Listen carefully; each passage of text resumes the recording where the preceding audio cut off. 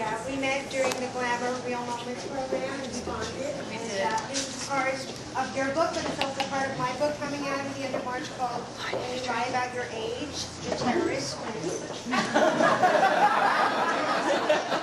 look for that. But this is a little more serious, and it's called, this piece is called Soul to Soul.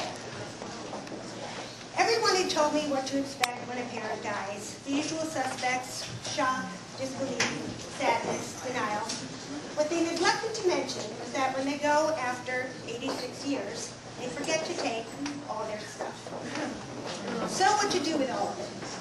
My dad's home office was a cinch to pack up. It was an optical office, crafted 40 years ago from our family's former garage, so that after working a full-time day job in New York City, my father returned home every evening to treat patients in the neighborhood. My mother, sister, brother, and I decided to donate Dad's leftover frames to charity. That was a no-brainer. Dad was one optometrist who had an overwhelming love and commitment to eyewear. He was so committed, in fact, that he never even sold contact lenses in his private practice. He'd always say, "Why would any person wear contact lenses when there are so many attractive frames out there?" Optometry was my father's passion for 60 years. How could it not be with a name like Seymour? And it affected the way he looked at the world. He had an optical explanation for practically everything he encountered in life. This was never more apparent than when the O.J. Simpson case erupted. On the evening of her death, Nicole Simpson arrived safely at home after eating dinner at the restaurant where Ron Goldman worked, but she left her glasses behind. Goldman returned them to her nearby townhouse, and everyone knows how the rest of the grisly story unfolded.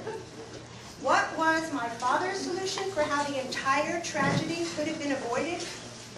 It's a testament to having two pairs of glasses.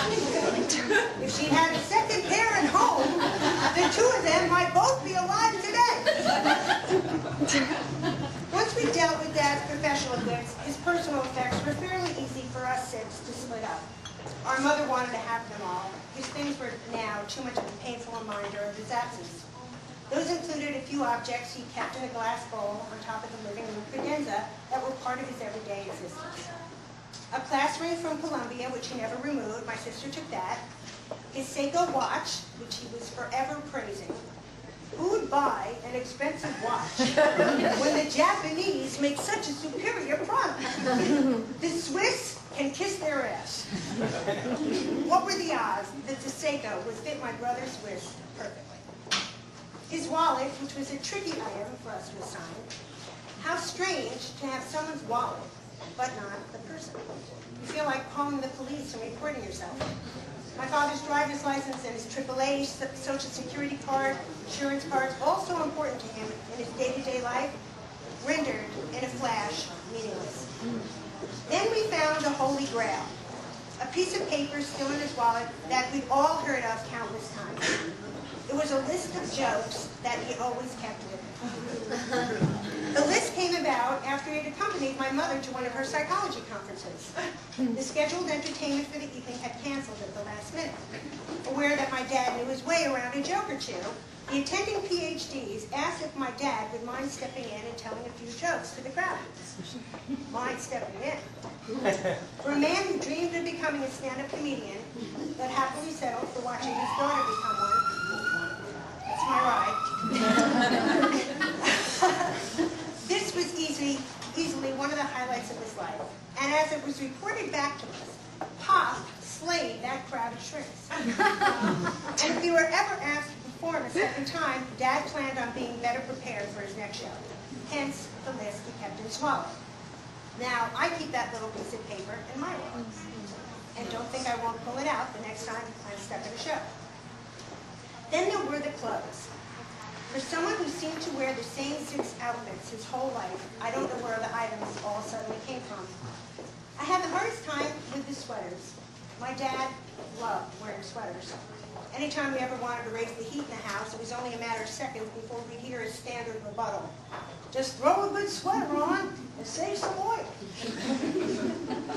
While rummaging through my father's sweaters, I couldn't help but give them a good sniff and voila, there it was, his smell. That only made me want to get them out of the house as soon as possible, because if they stayed too long, the daddy smell would soon be replaced by the smell of must and mothballs, and that wasn't him. So off Dad's clothing went to Goodwill, another destination for his stuff that he would have appreciated. He grew up during the Depression, as we were so often reminded, and those Depression-era folks are very familiar with the concept of recycling, though their version has less to do with the environment and more to do with survival. Plus, Cy Leifer would definitely get a kick out of the fact that a leisure suit he bought 30 years ago from Sims in Roslyn, Long Island would be discovered and described as vintage cool by some hipster doofus one day soon. As I taped up the last sweater box, congratulating myself for appreciating Dad's things without getting too emotionally attached, I looked down in the closet and I felt like I'd had the wind knocked out of me. I found the one thing I couldn't bring myself to put in the Goodwill box. The brown shoes, the ones with the rubber soles, the slip-ons he always wore. They were all-purpose, for around the house, for going out, for when we took our 3-mile walk around the neighborhood together. Dad, why don't you put on a pair of sneakers? Sneakers? Who needs sneakers? I was constantly on Dad's back to get rid of them. They were so comically old. In fact, I can't even say what brand they were because the lettering inside had long worn away. So old that they were from a shoe store that went belly up years ago, Miles Shoes. I pestered Dad all the time to spring for a new pair, but he would always say, why should I get a new pair when these work just fine? No wonder the concept of fashion does not compute with fathers. How can it when clothing is reduced to either working or not? The brown shoes, they just couldn't seem to add themselves to the Goodwill box. Instead, they sent a change of address card and moved to the back of Mom's closet. Nobody could decide what to do with them, and when in doubt, do nothing, right? Isn't that the code of every procrastinator? As I continued to pack up Dad's things, I asked myself, out of everything, why the shoes? Why were they so hard to get rid of? Was it because they once held him like they were kind of the trunk to his tree? Because his soul somehow seemed to stay in their souls? Was not getting rid of them some version of denial? Like, how can he be that far away? His shoes are still here.